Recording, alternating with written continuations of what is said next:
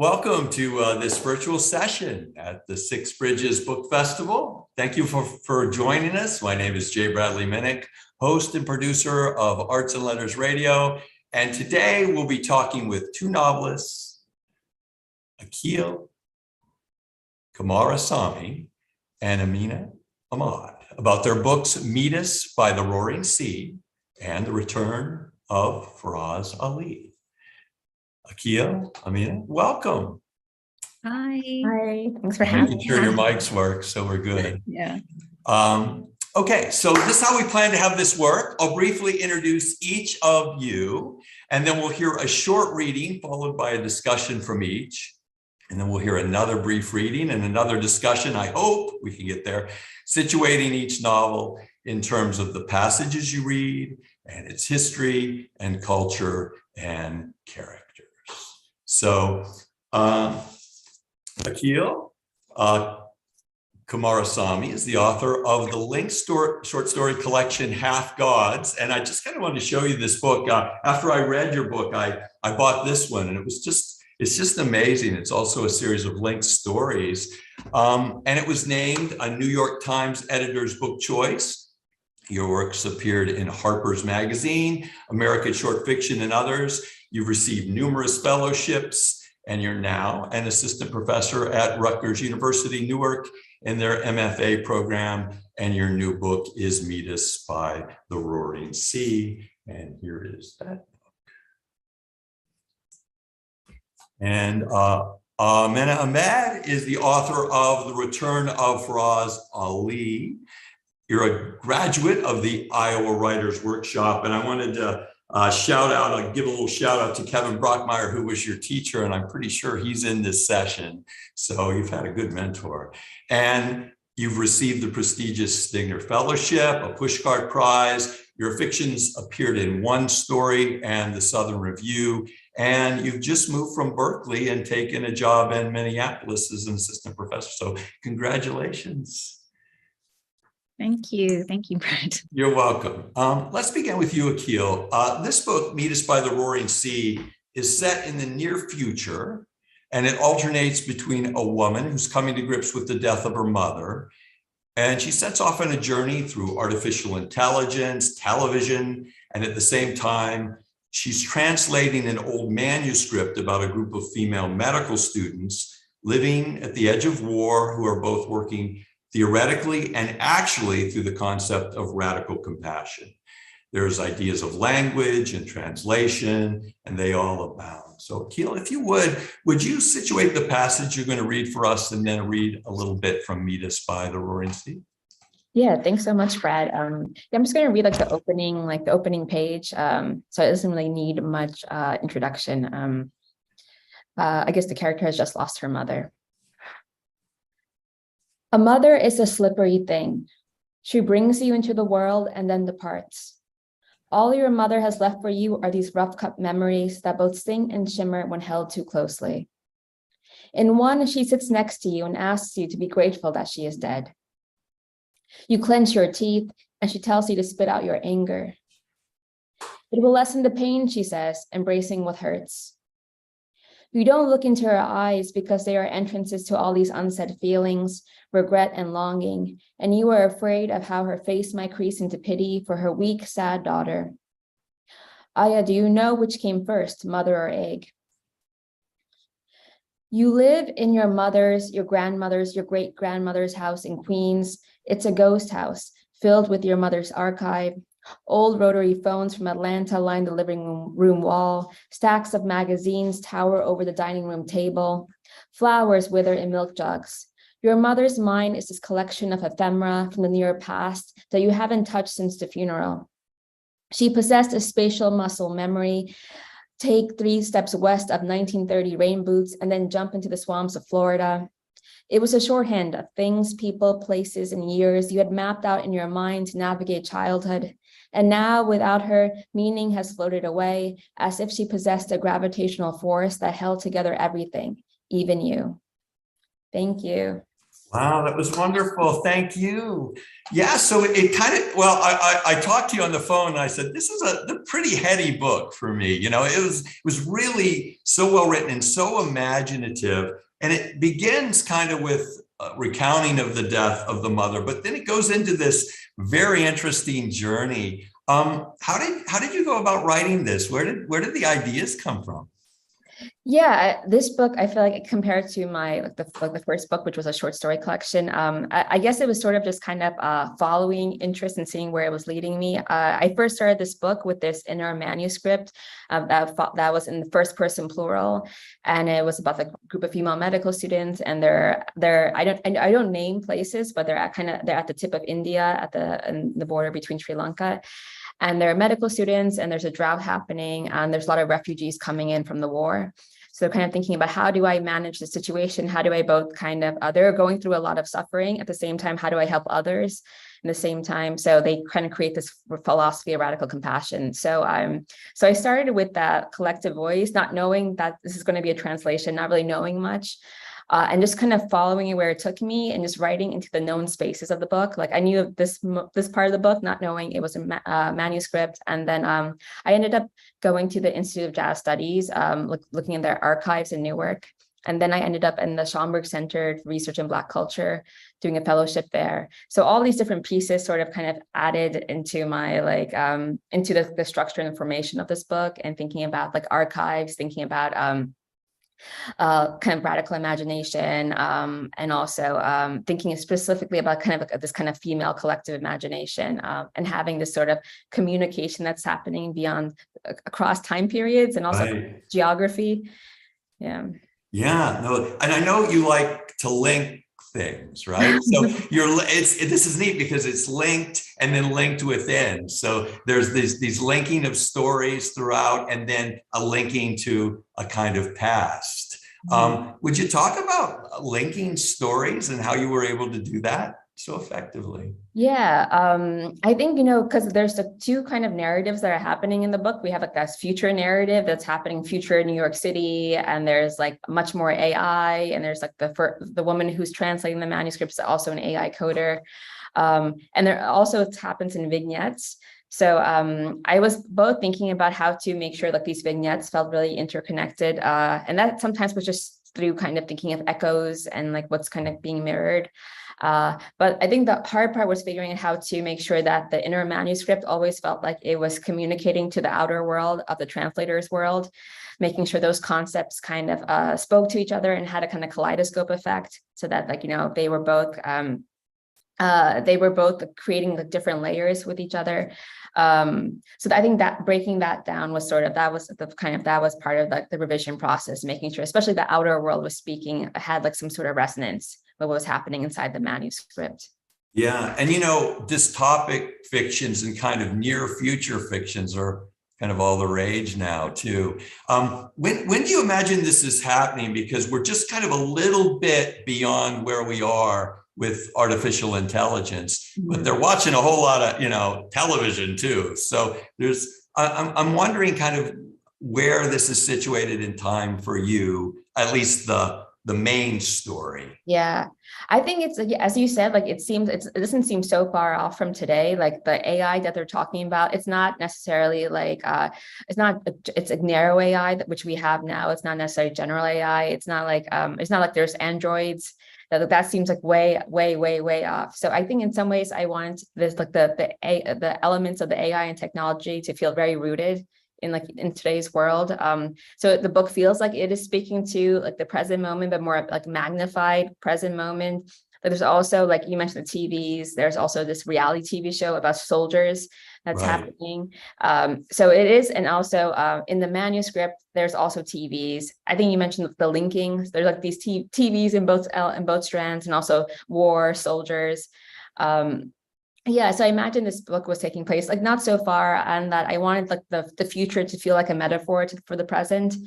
So using the science fiction in that way to speak to the present moment. So not so far off, because I think there's carbon score monitoring, which is just another form of collecting data. A lot of ideas about thinking about data collection as a kind of currency.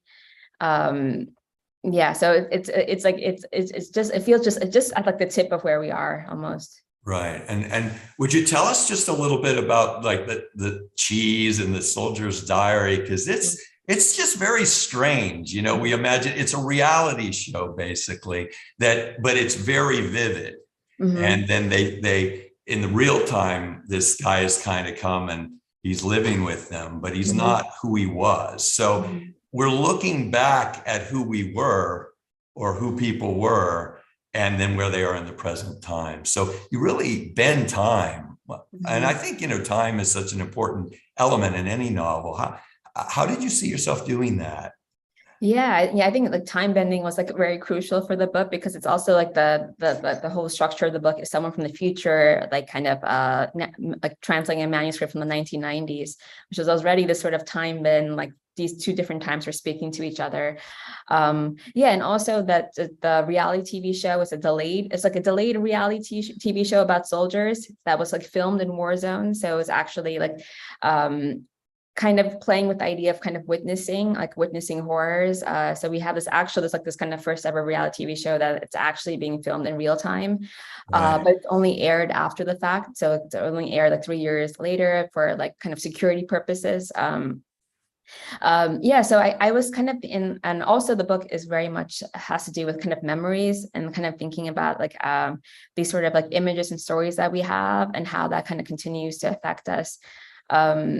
So through you mentioned Cheese, who's this kind of veteran who was a star in this reality show, more so a kind of side character, and he comes back in this narrative because the main character ends up he's a homeless veteran and he kind of gets housed by her. So I was thinking about thinking about the stories that we have of ourselves are really much just kind of this collection of memories, this collection of all these old stories. And one of the ideas in the book is thinking about how we could possibly even change those stories or change those memories. Yeah. In that way, it's like a lot of time bending, even, and how we kind of take a memory and how it feels so real to us now, even though it happened so long ago. And we're kind of constantly kind of living in the past sometimes. So like often. So yeah, I feel like we're constantly time traveling, and so kind of playing with that idea we do in our everyday lives, and kind of taking it in a very literal sense by allowing people to even have access to people's memories. Yeah, that's amazing.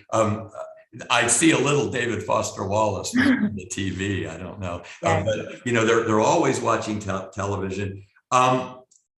Yeah, I'm kind of interested in what people have said. Like, how would one find their way into this? If you were imagining like an assisted invitation to find your way into this book, because it is very. I've not read anything like it.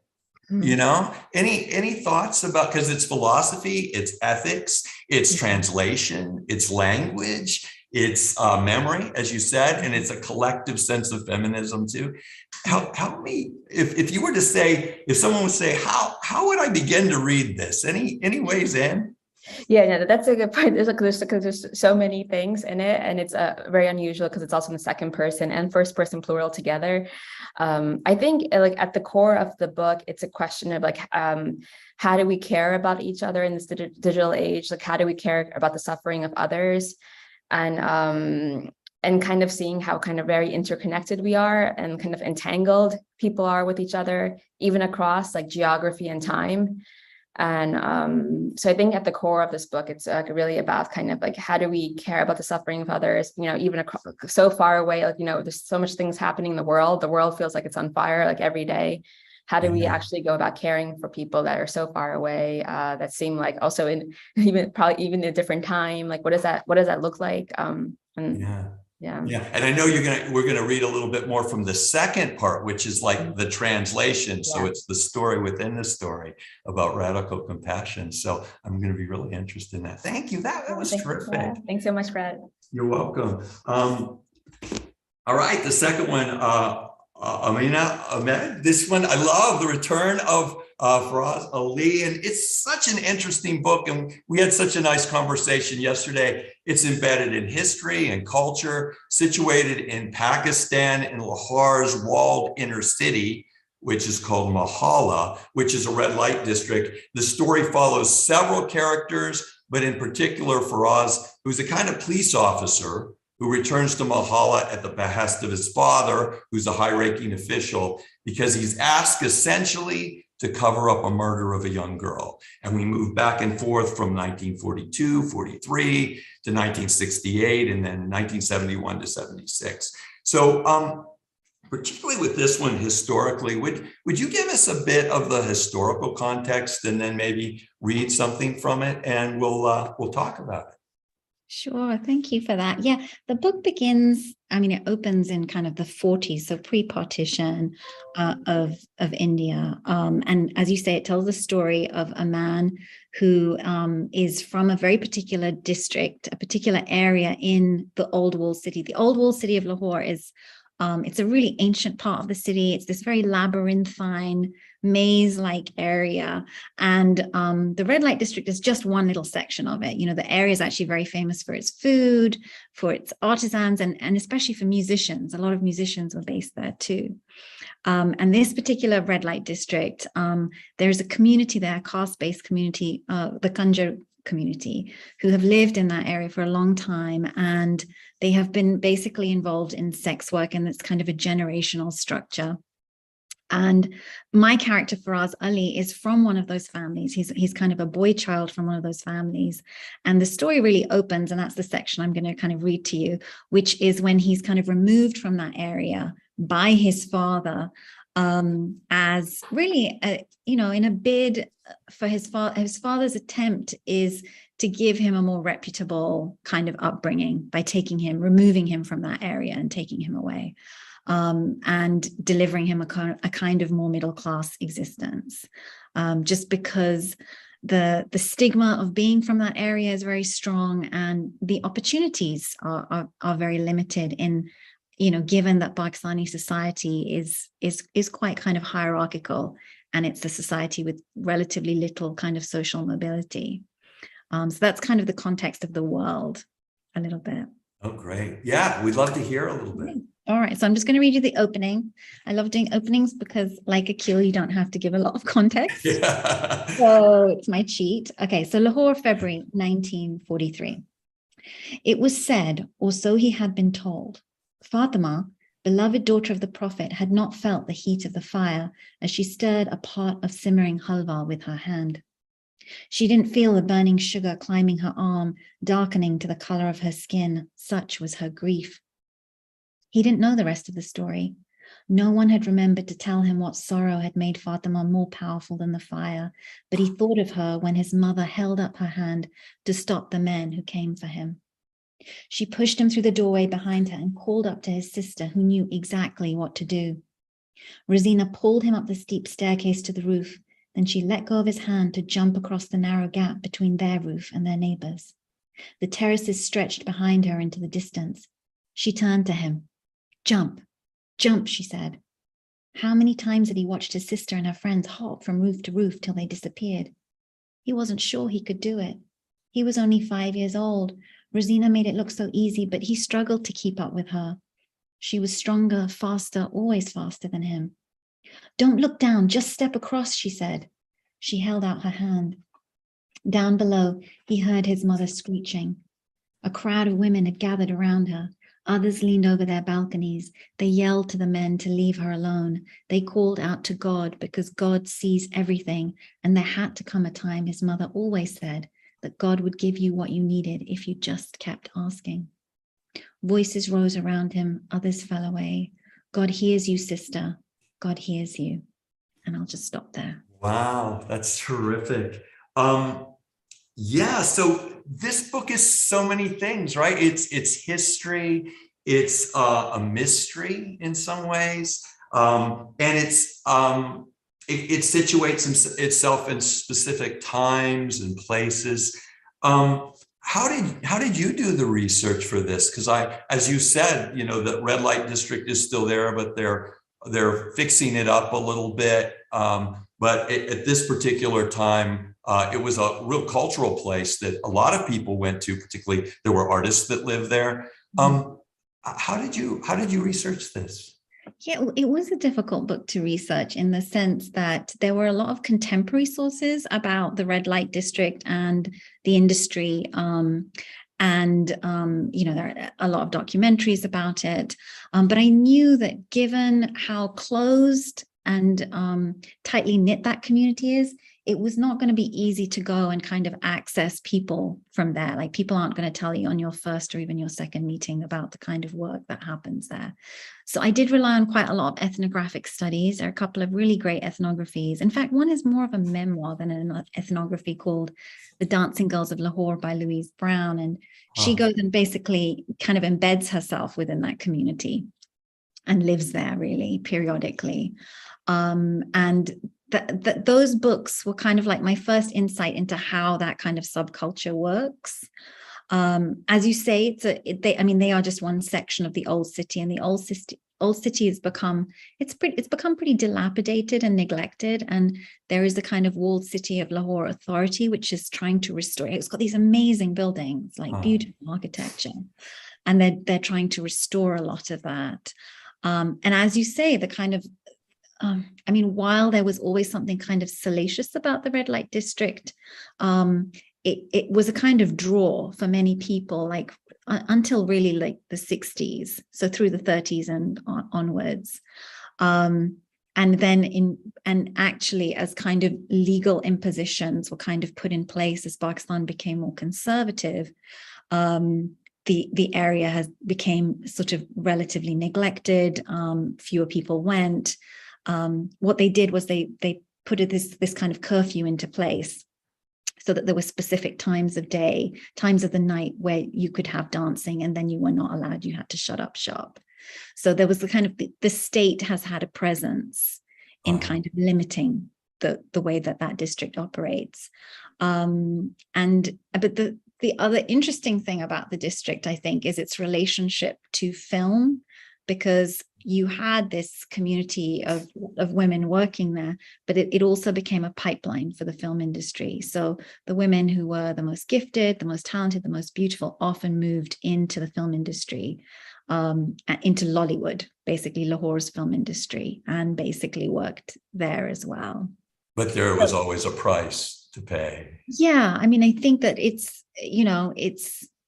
a system where, like, the structures work very much against you on the basis of gender and caste and class. And so the characters are always kind of battling those, whatever context they're in, they're limited and kind of struggling against those things. So yeah, my research was, I watched plenty of like 60s movies, 50 movies that my actress, because there's a character, Faraz Ali's sister, who is a woman who has worked in that area as a courtesan, gets into the movies. So she has exactly that career, that trajectory, and becomes a movie star. And also, I think the other thing that happens in the book is that I ended up going back to the 40s and doing a lot of World War II research, because Faraz Ali's father is a character who fights for the British in the and he's captured, right? Yes, he becomes a POW. And that was also difficult to research, because that's a relatively new area of research in, I think, I always think that, I grew up watching a ton of World War II movies all my life, because I lived in England and they were always on Sunday afternoons. And I had never seen Indian soldiers in those. And it kind of speaks to the fact that the part Indian soldiers played has kind of been reduced, really, in terms of our sense of history. But there were 1 million soldiers from India who were fighting on various fronts. And my own grandfather had, but I also didn't know much about it. So that was another interesting piece of historical research, trying to uncover stuff around that. Yeah. Would you tell us about some of the main characters, particularly Rosina? I know she's just such a fascinating character, and we talked about the notion of power a little bit on the phone. Would you tell us about her? Because the story, is in so many ways about Faraz, but it's so many ways about her too. Yeah, she's certainly my favorite character in the book. She's, as I said, she starts life as a courtesan. She's had that pressure on her quite early. She's had to go to work as a young girl or as a teenager. But she kind of makes it out of that area in the sense that she has this kind of film career. And, you know, her mother is very invested in her having that because, you know, it represents security and some kind of stability and some kind of financial reward and elevation in status. But what happens is that, you know, essentially Rosina's existence continues to be precarious throughout. And in fact, we see her in various stages throughout the book, kind of struggling against various kind of societal forces. But I was interested in looking at Rosina partly because, you know, she's a character who certainly seems like somebody who's constantly responding to various challenges that there is very little she can do, you know, to fight against. She's very limited, and her gender and her background make it very, very difficult for her to have agency. And she interests me because she feels like a character who's always looking to find agency, who's always still trying to find a way to both survive, to be a breadwinner, to protect her family, all the things that she thinks are really important to her. And I think the interesting thing when looking at a character like Rosina is that, you know, she's suffered and had a kind of lack of choice and all of these things, but she's always looking for ways to create choice and to kind of find some sense of agency and power. And she wants very much to deliver that sense of opportunity and choice for her own child. Yeah. And this book is such a cross-section of ethics, right? I mean, they are dealing with a past and a present, both the characters, and they're kind of having a bit of a crisis of who they were and who they are now.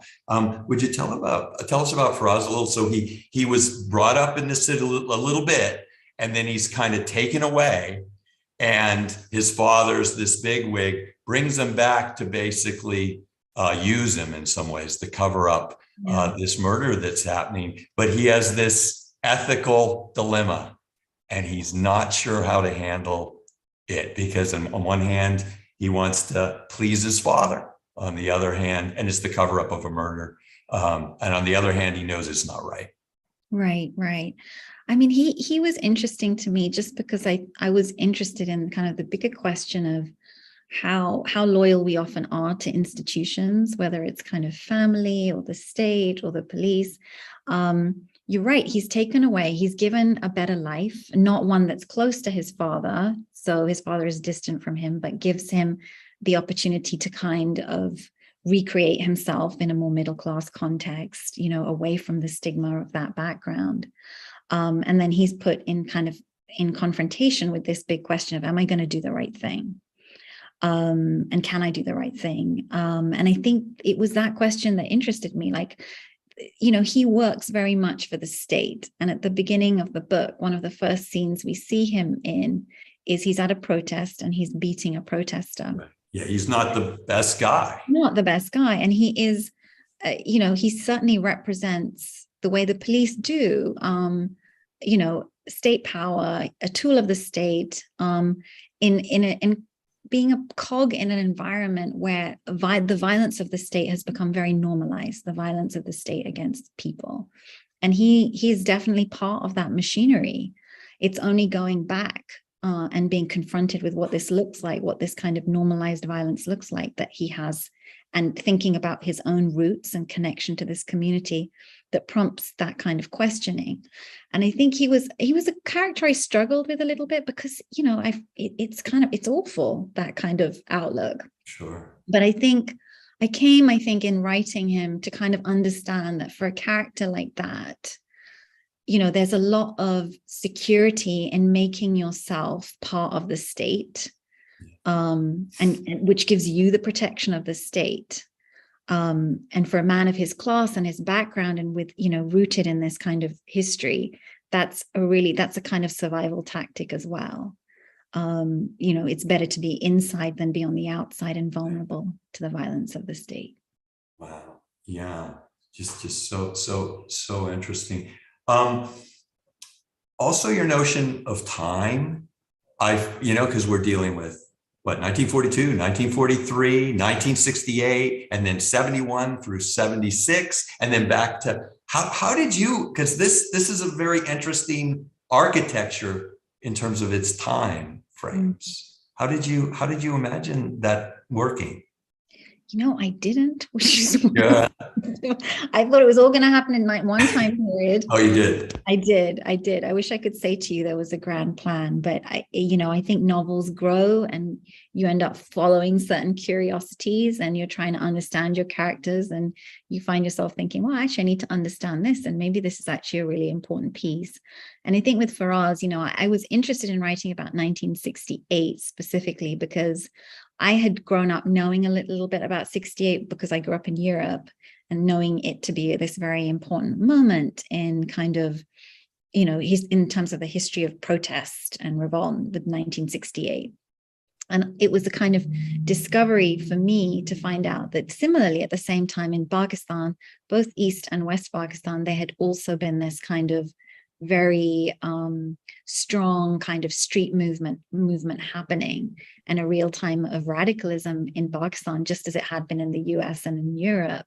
So I thought that's the time period I'm looking at. But it became very difficult to kind of contain the story because I felt that to understand Faraz, I needed to understand who this father was. So there's the backstory. So then I went backwards. And then my story landed me in a place where I was, Faraz ends up in what becomes Bangladesh during the 1971 liberation war. And that also felt to me like a really important story that it was difficult to write about. And I was quite fraught with lots of anxiety for me, but I felt like that was a really important story to kind of write toward as well.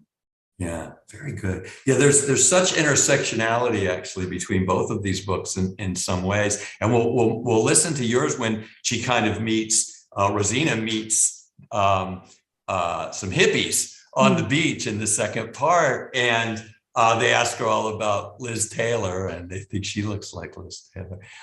Akil, so let's move to yours. And the reason I said kind of a sense of intersection, this has a strong, a strong feminine sense of this book and this idea of radical compassion and your characters translating this older text. And it's about a group of female medical students. And she's learning about herself as she's translating this. Would you kind of set up the story within this story? Yeah, so there's a group of female medical students around like the age of around the age of 18, and they're living at the, I don't name the countries, but they're living at the tip of India, the closest point to Sri Lanka, in Rameshwaram, and they're refugees coming to the coast. So they're kind of thinking about how do we go beyond kind of Western medicine? How do we actually kind of help people? And also they themselves are also living through a drought. So kind of how do we even how do we kind of even transform our own pain to help others? So kind of dealing with a lot of these kind of questions and kind of figure out how to survive and also how to see themselves larger than themselves, like trying to see beyond the sense of self and become more porous to each other. I guess I'll read the. Yeah, that would be great. Yeah. So this would be the translation, right? Yeah, this is a translation. Yeah. So I'll read the beginning of the translation. This is sort of like she's translating this like Tamil text. We were 18 the summer of the drought.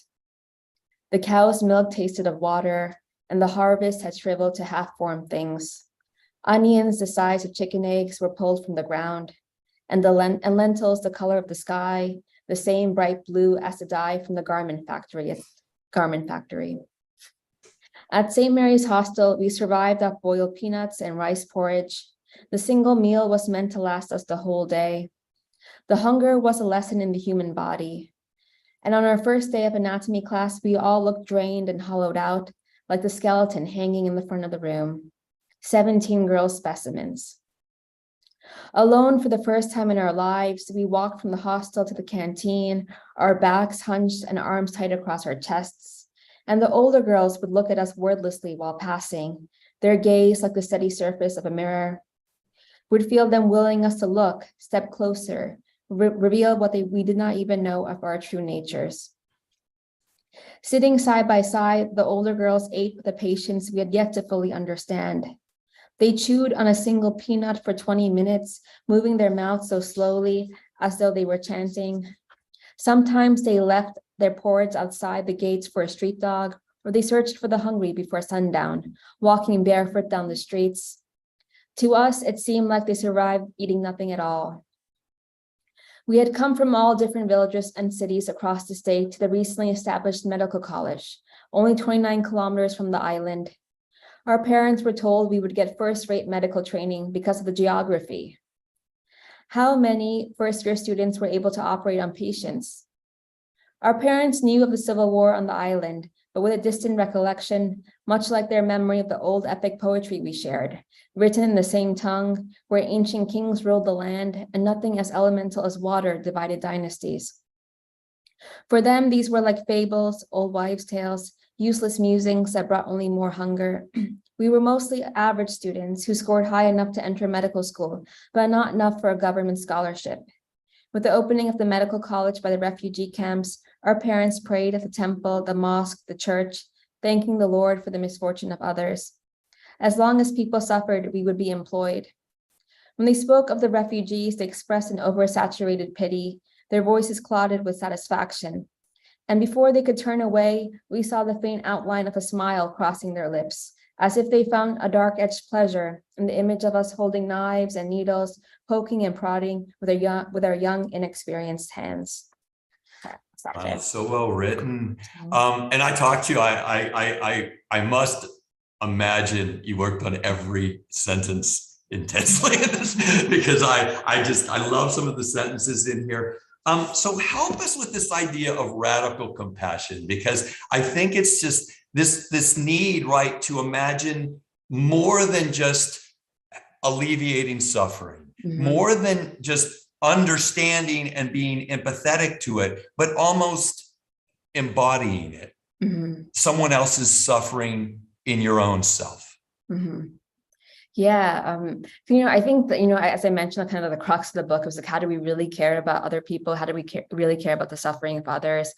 And for the girls in the manuscript, radical compassion is also like, as you said, kind of like this fully embodiment, and also kind of like, also like as if the division between the self and another person is sort of becoming like, it's sort of like dissolving, and it's becoming more like, or like this one consciousness. At the same time, compassion is a tricky thing because it's sort of this kind of, it could be this sort of edge state. For example, like if someone jumped into the train tracks and someone tried to save them, right, and they lived, people would be like, oh my gosh, that guy is so compassionate, that person's so compassionate. But if they died trying to save someone, that would be like delirious or crazy. Like, why did he even do that?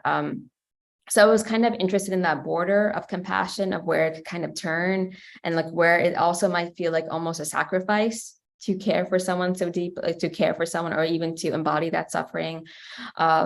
So I think the book was kind of dancing on that border of trying to figure out where is that place of like, how do we care for others, and where is that line and that border, and trying to make that feel kind of messy. Yeah, and it also, radical compassion becomes an ideology. And I think of like Hoffer's True Believer, where the women actually begin splitting up into a variety of ideologies around this concept, right? So I find that interesting. Why did you have them kind of breaking up into, is that how you see ideologies working?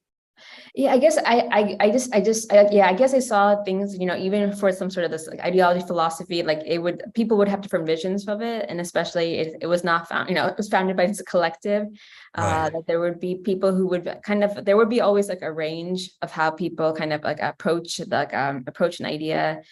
So I kind of wanted to show like a division. I guess I feel like in everything, there's always a division. There's always a fracturing of a sort of belief system.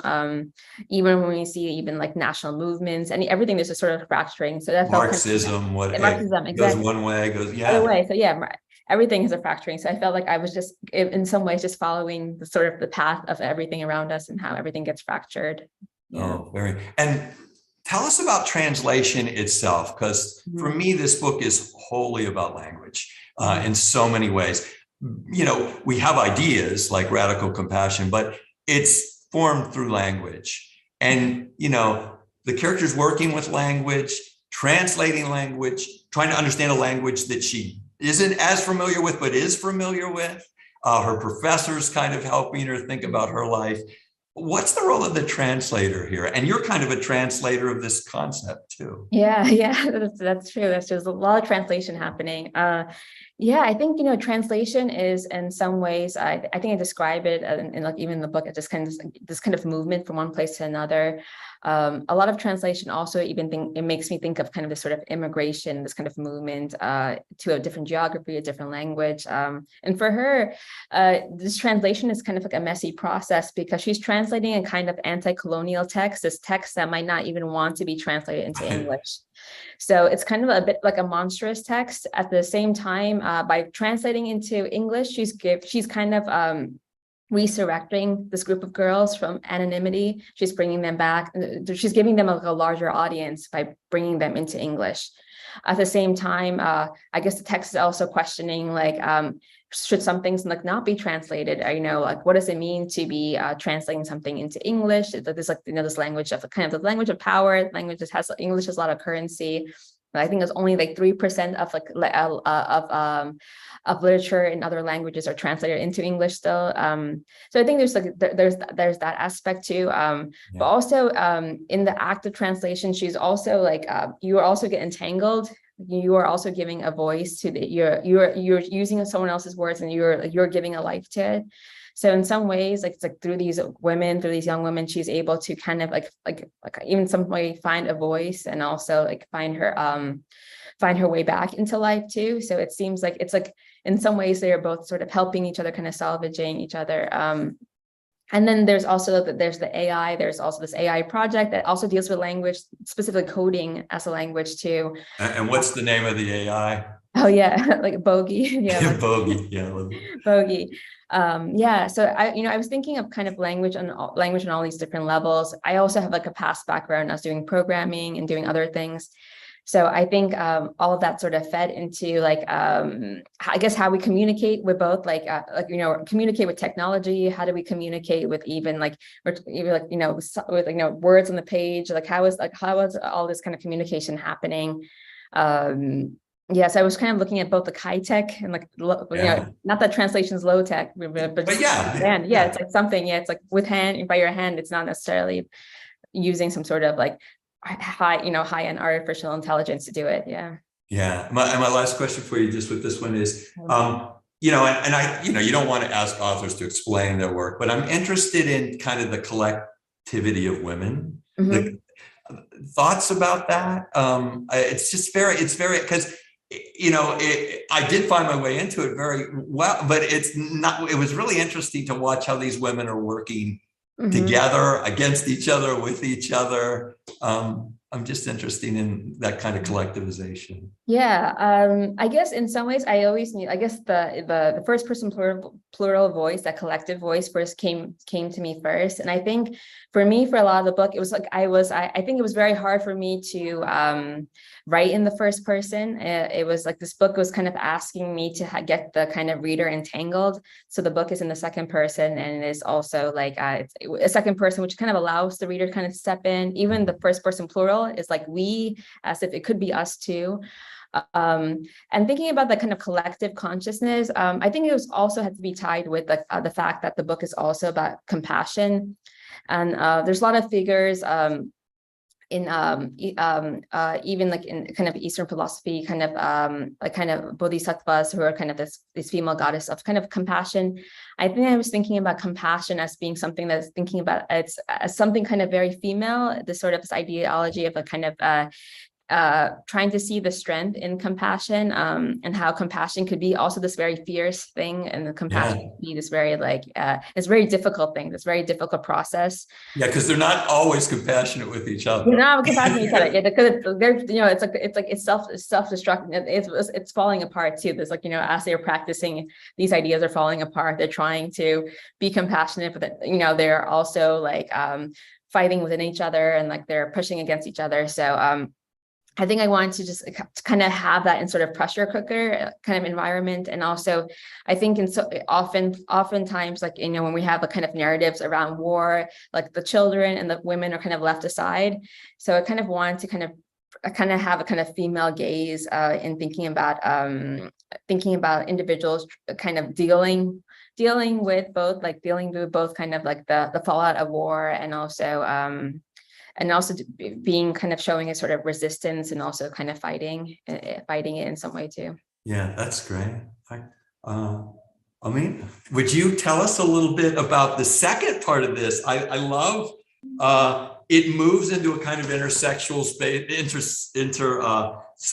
synced space with I don't know, America and our sense of Liz Taylor, and we meet hippies along the way. It's kind of neat. Yeah, I mean, I think one of the things that had interested me, I went to Pakistan very frequently as I was growing up, but there were very few people from outside of Pakistan in all that time period that I went, and still now very few people visit Pakistan. But actually, in the late 60s, it had been very much part of the hippie trail. So hippies were traveling around India and Kabul, and they would often go to Pakistan as well.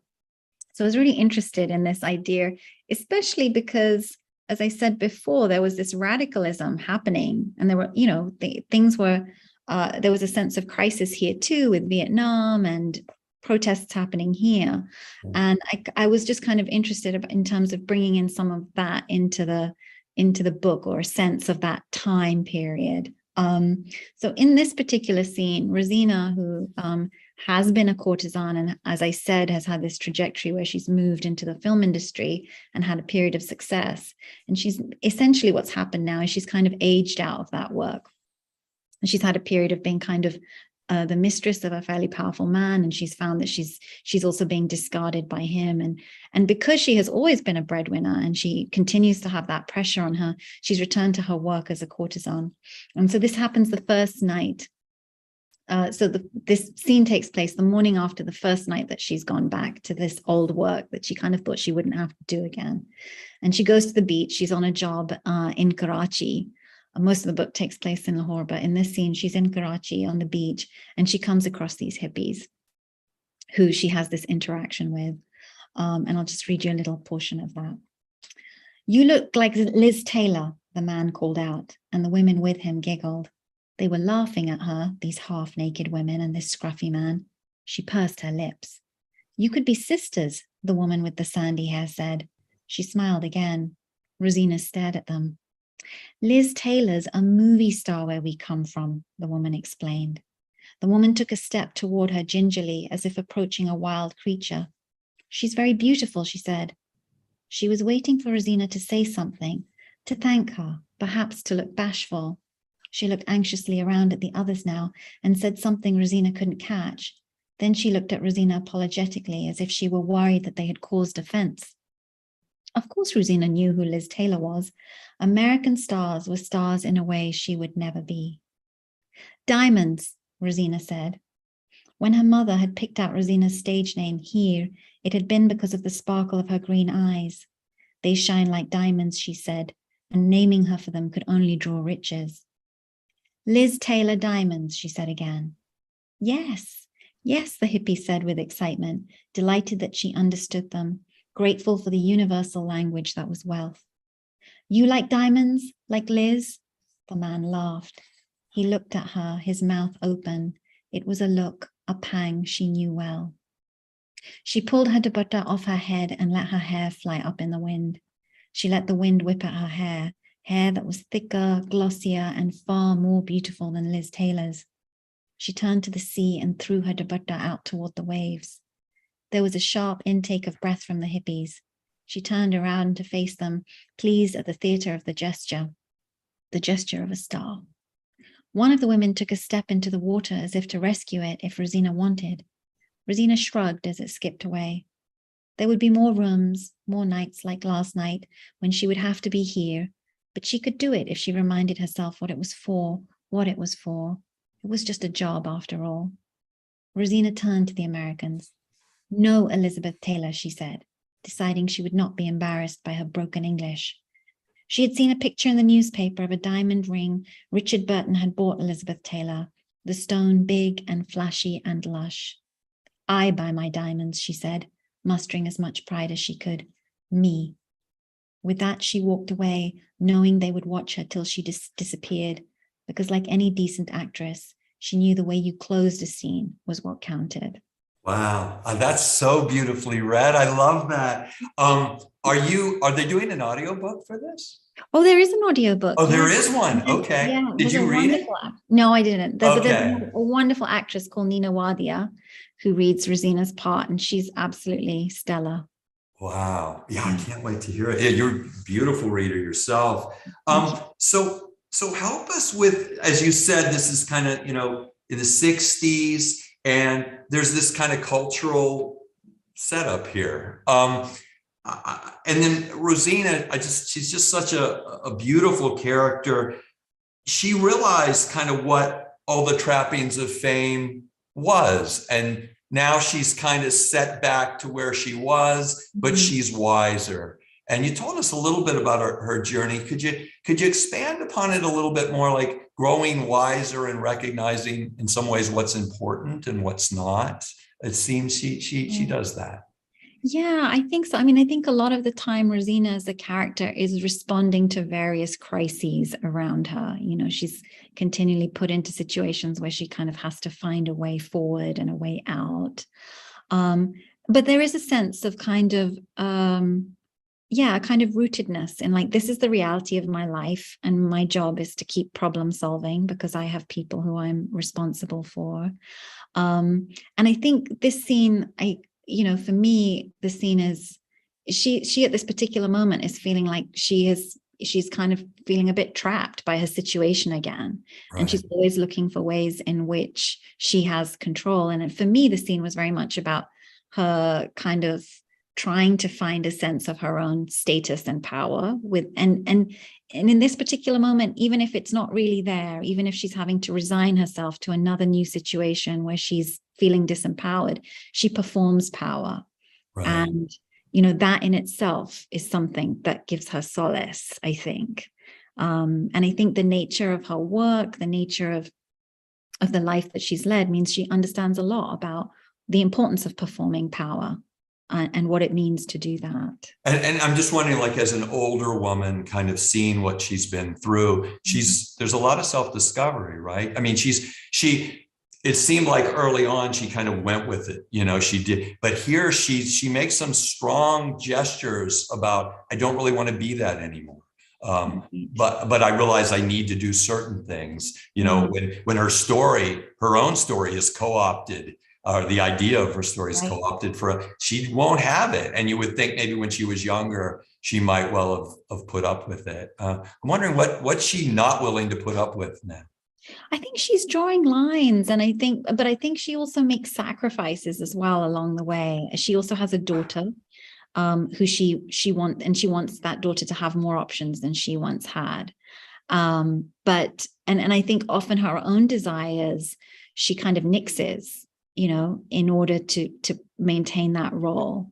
But I think you're right. I think that she is a woman who has had a trajectory and a journey, and she is older, and she is drawing parameters or finding a way that, she can make her situation tolerable to herself, and where she can still continue to find some sense of agency and sense of like herself throughout maintaining that sense of self, no matter what life kind of throws up for her. Right. And the film industry there, give us a sense of that, because as she said, she'll never be a star like Liz Taylor, but she is really recognized by so many people throughout the book. She kind of pushes that away a lot. Would you tell us a little bit about the film industry? Yeah, I mean, the Lollywood film industry is kind of poor relation to Bollywood. Post-partition, they lost a lot of people as people moved across. So the industry has always been kind of beleaguered. It had less money. Some of its stars were lost.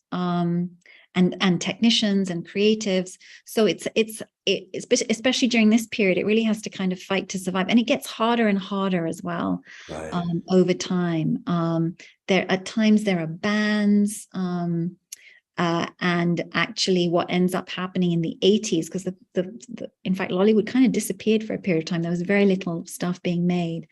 and during kind of various bans, when there were periods under martial law, for example, people started watching home videos.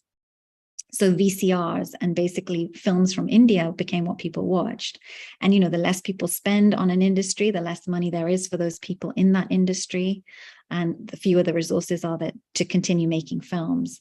So it's an industry that's really kind of been pretty vulnerable from the beginning, and has, again, a pretty precarious kind of situation all the way through really the last 50 years. It's now we're seeing a resurgence and some new films and filmmakers coming up. Yeah. But it struggled. Yeah. Well, it's such a beautiful book. And I know you've read a little bit of each other's, right? So that's kind of, I was so impressed by the writing of both and the way that you guys carried off some very, very complex stories. So I just have to thank you so much for writing these. Here's my big question before we end is, in terms of the publishers, it's interesting that they publish books that have, there's a lot of sexuality in this that is somewhat concerning. And then in this one, there's, it's pretty, there's ethical and philosophical considerations. And by the sexuality, I mean, it's not graphic scenes, but it's just, things that are happening to people, murders. And what did the publishers say when you sent these? This is just to both of you, when you sent these books to them, or what was kind of the response? I'm wondering. Maybe Akil? I think my process was a bit unusual because I had like a 2-book deal with the short story collection and then the novel coming out. So I don't think my editor fully knew what this novel was about until I kind of handed it to him after the fact. So I think it's a little bit like a surprise, but they were all for it, and they were excited to go to strange places with me. Aamina, what did they say about yours? It didn't really come up. There were no concerns about it, actually. So I was again lucky that we certainly thought about how to handle those things. Frame it. Yeah, but no, it wasn't. Okay, that's great. Yeah, and I know they've gotten wonderful reviews, both of them. So, well, it's been just such a joy. Thank you. This was really, Kevin just wrote a beautiful note. He said this was a wonderful, illuminating conversation. Thank you, Kevin. And thank you both. It was a thrill to be able to talk with you. And thanks. We hope to see you guys again. Thank you for having me. Thank you so much. Thanks, Brett. Thank you. You're absolutely welcome. So if you want to get both books, you can get them at Wordsworth Bookstore. And as well as many of the other books for the festival. So, I think we're through.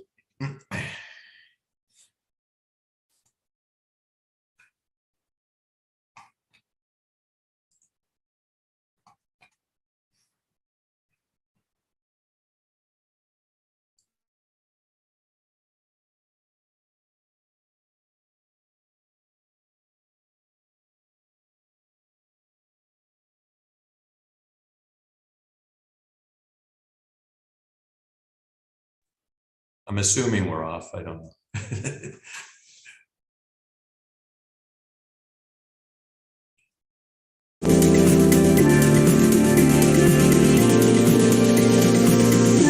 You guys hear me? A little hard to hear.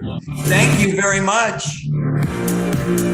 Thank you. Thank you, Brad. Thank you. Brad. Nice to meet you, Akil. Nice to meet you, Aamina. It was great. Okay. Bye. Bye. Bye.